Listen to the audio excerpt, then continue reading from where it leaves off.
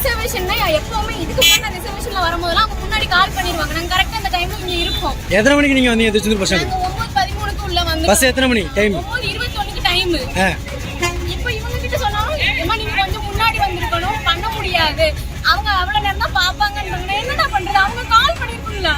அவர் கால் பண்ணி இல்லமா பிஸியா இருக்கு அப்படின்றாரு. எந்த ஊருக்கு போறீங்க நீங்க டிக்கெட் புக் பண்ணிருந்தீங்க? பாண்டிக்கு போறதுக்கு. டிக்கெட் புக் பண்ணி வச்சிருக்கீங்களா? போன்ல தான் இருக்கு.